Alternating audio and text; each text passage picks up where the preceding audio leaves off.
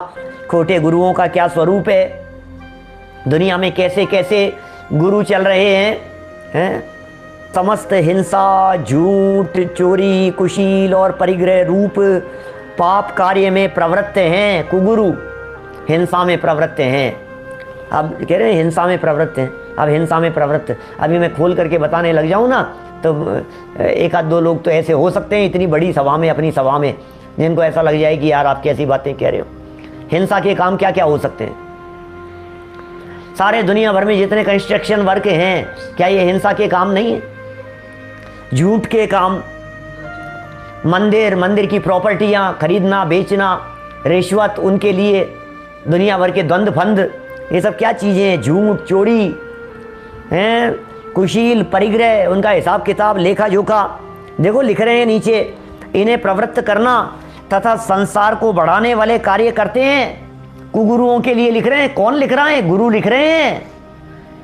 जो गुरु हैं सूर्य सागर जी, वे लिख रहे हैं। क्या संजय जी, विदिशा साहब, ये सूर्य सागर जी लिख रहे हैं जैसे व्यापार करना, कोई मुनि होकर के, साधु होकर के, संत होकर के यदि व्यापार करता हो तो खत्म हो गया मामला। क्या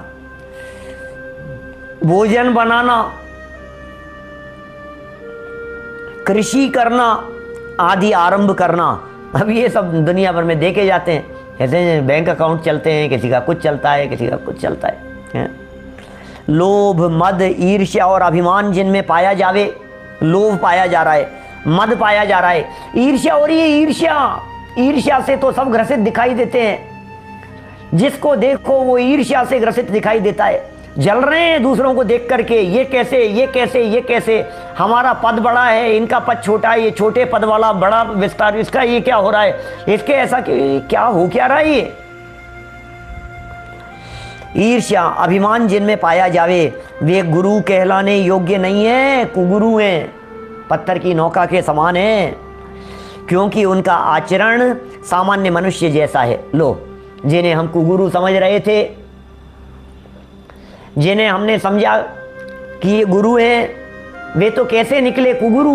और कुगुरु क्यों हैं? क्योंकि जैसे हम वैसे वो, हम भी व्यापार करते हैं, वो भी व्यापार करते हैं।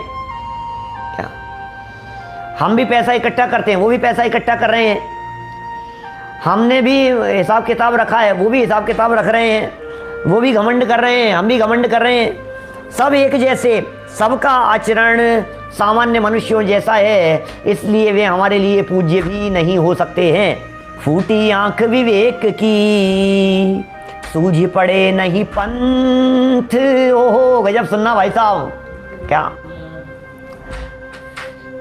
बोलो, क्या कह रहे हैं? फूटी आंख विवेक की, सूझ पड़े नहीं पंथ। ऊंट बलद लादत फिरे, तिनको कहे महंत। कबीरदास जी की पंक्तियां हैं। क्या पंक्तियां कह दी है? विवेक की आंखें तो फूट गई। किनसे कह रहे हैं? जिन्होंने अपनी बुद्धि को निकाल करके ताक में धर दिया। हम नहीं कह रहे हैं, तो कबीरदास जी की पंक्तियां हैं। क्या कबीरदास जी लिख रहे हैं, विवेक की आंखें फूट गई।